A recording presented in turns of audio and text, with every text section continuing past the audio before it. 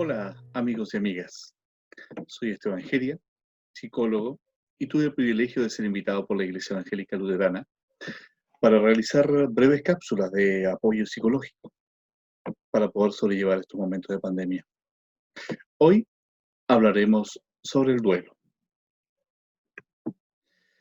Como definición, se podría decir que es un proceso de adaptación que permite restablecer el equilibrio personal y familiar roto con la muerte de un ser querido.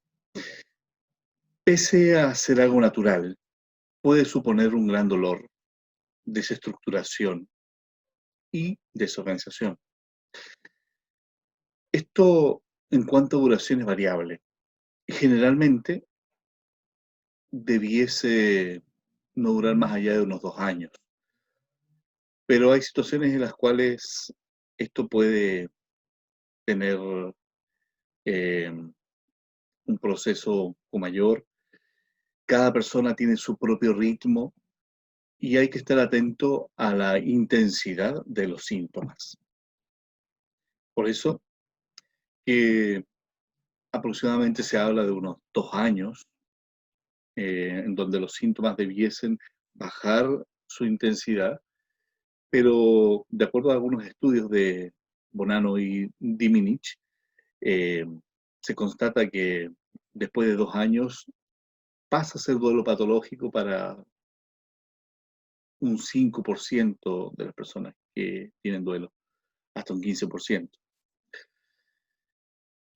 Es importante poder reconocer que esto es un proceso y como tal tiene etapas. Por ejemplo, eh, si nos basamos en los estudios de Elizabeth Kubler-Ross, ella define que el proceso de duelo tiene 5 etapas y es muy importante que podamos reconocerlas. La etapa uno es la de shock y negación, en donde la persona, ustedes van a poder reconocerlo porque la persona dice, esto no me puede estar pasando, esto no es cierto. La etapa 2 tiene que ver con una emoción ya de ira. Hay una intensa ira por lo sucedido. Porque a mí, ¿por qué no a otra persona? La vida no es justa, Dios no es justo. Y una serie de cuestionamientos cargados de esta emoción. La etapa 3 tiene que ver con negociación, en donde en este proceso es posible eh, entrar en el cuestionamiento y, y la persona, por ejemplo, dice, seré bueno de ahora en adelante, así Dios me cuidará, necesito más tiempo, eh, Dios permite que se recupere, prometo ser diferente, etcétera. La etapa 4 tiene que ver con, bueno, se llama depresión. Característicamente la persona está, por así decirlo, en su punto más bajo eh, de emociones disfóricas, en donde se siente muy mal. Eh, Podemos reconocerlo porque la persona dice, quisiera estar con él, quisiera estar con ella, ya nada tiene sentido, no tengo esperanzas en el futuro. Y en ese punto más bajo es donde empieza ya la recuperación. Y se pasa a la etapa final, que es la etapa 5, que se llama la etapa de aceptación, en donde ya después de estar tocando fondo, la persona empieza a reflexionar y darse cuenta de que lo que pasó sí es real y que tiene que aceptarlo. Entonces empiezan una serie de reflexiones como que esto tenía que pasar, la realidad es esta, no hay forma de evitar lo que está sucediendo. Y en ese punto en donde ya empieza ya la recuperación. El duelo es complejo, como dije, y varía de persona a persona, pero en general, si bien es cierto, no hay regla de cómo expresarse, pero hay emociones que son como más frecuentes y que son posibles de que se den. Eh, y se podrían catalogar, de acuerdo a lo que dice Worden, como manifestaciones normales. Por ejemplo, a nivel de sentimientos, es posible que haya tristeza, enfado, culpa, autorreproche, bloqueo, ansiedad, soledad, fatiga, impotencia, alivio, insensibilidad, confusión. A nivel de sensaciones físicas, por ejemplo, es posible encontrarse con opresión en el pecho, la garganta, hipersensibilidad al ruido, falta de aire, debilidad muscular, falta de energía, sequedad de la boca, vacío en el estómago, sensación de despersonalización. A nivel de conductas, por ejemplo, es posible encontrarse con manifestaciones como el soñar con el fallecido, evitar recordatorios del fallecido, el suspirar, llorar, el aferrarse a algún objeto del difunto, atesorar esos objetos que le pertenecían a la persona fallecida, el buscar y llamarle en voz alta.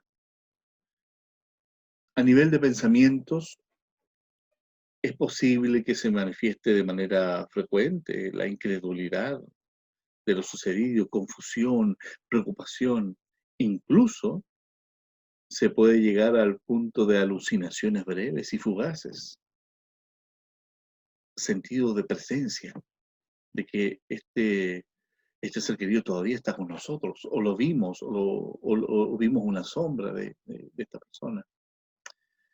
Por tanto, esto es un poco lo que conlleva el duelo, su definición, los síntomas, el proceso. Y ahora la pregunta es, ¿qué hacer? Bueno, lo primero que es recomendable es que ustedes se permitan estar conectados con ustedes mismos, permítanse estar en duelo. Por eso es muy importante la definición, las etapas, los síntomas, para que ustedes puedan reconocerlo. El permitirse estar en duelo es recomendable que puedan buscar apoyo emocional de seres queridos de manera virtual, estamos en pandemia. Expresar sus emociones de las diferentes maneras. Enfocarte en recordar con cariño, no busques culpables. En caso de ser necesario, busca ayuda profesional, trata de cultivar el autocuidado en sus diferentes ámbitos, ya lo vamos a ver, así como también efectuar rituales de despedida. Hay muchas personas que no han podido despedirse de sus seres queridos, por eso que es sumamente importante poder hacer un cierre. Si vamos profundizando, explicando, desarrollando un poco más la idea respecto a la importancia del autocuidado, podría separarlo, por ejemplo, en el autocuidado físico. Es muy importante que en un proceso de duelo haya un estilo de comida saludable en cuanto a comidas y bebidas. No caer en los excesos, por ejemplo, de consumo de alcohol. A nivel de autocuidado físico, entonces también es importante el dormir 8 horas, escuchar tu cuerpo, qué es lo que te dice tu tensión, qué es lo que te dice esa migraña, ese dolor de cabeza. El cuerpo habla, escúchalo. Cuida tu apariencia, es muy importante no abandonarse. Esto ayuda a la autoestima, a tratar de sentirse bien. A nivel de autocuidado emocional, es muy importante que puedas normalizar emociones como tristeza, soledad, enojo, anhelo. Es parte del proceso. Y que puedas darte momentos para poder expresar tus emociones. No te aísles, trata de llamar a tus seres queridos de manera frecuente y pide ayuda cuando te sientas mal. El autocuidado también puede darse a nivel cognitivo. Es muy importante que estés atento a lo siguiente, por ejemplo, de que no te exijas intelectualmente, no te sobreexijas. Si te hace bien, evita hablar del COVID y trata de resolver problemas simples a corto plazo. No te sobrecargues con grandes desafíos, grandes exigencias. No es un buen momento para ello. Por eso que también es muy importante, no tomes decisiones importantes en un proceso de duelo, porque no la estarías viendo de manera objetiva.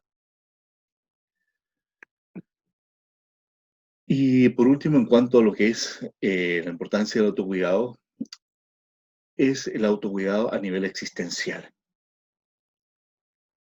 Aquí es recomendable, por ejemplo, crear un espacio especial para los recuerdos de tu ser querido. Diariamente, por ejemplo, cultivar la práctica de una respiración profunda o actividades de relajación con imaginería, 10 minutos en la mañana, por ejemplo, a media mañana o a media tarde, para poder mantener ese autocontrol emocional, poder conectarse con uno mismo y poder autorregularse emocionalmente. Por ejemplo, a nivel de autocuidado existencial, es muy útil actividades artísticas, ya sea escuchar música, practicar algún instrumento, practicar, por ejemplo, la pintura, escultura. Estas actividades permiten esa conexión con uno mismo, pero también exteriorizar las emociones y también cultivar la oración. Por último, quisiera comentar la importancia de los rituales de despedida. Como definición, los rituales de despedida son actos simbólicos que posibilitan la expresión de las emociones ante la pérdida. Le permiten dar un orden simbólico y construir significados. Por tanto, es muy aconsejable poder diseñar un ritual de despedida si es que no has logrado despedirte de tu ser querido. Hay muchas personas que quizás en los hospitales fueron a dejar su ser querido y no pudieron decirle un adiós. Por tanto, es quizá conveniente escribir un mensaje al ser querido, destinar un rincón del recuerdo, hacer un escrito o un video de homenaje junto a familiares de manera online, hacer una ceremonia, por ejemplo, virtual con tus redes para poder hacer un cierre de, de este proceso. Por tanto, una ceremonia virtual daría un carácter de despedida y posibilitaría un adecuado cierre en este proceso doloroso. Espero que estas sugerencias sean de mucho apoyo y espero que sea de mucha contribución para sus vidas. Y bueno, nos vemos en una próxima cápsula y hasta pronto.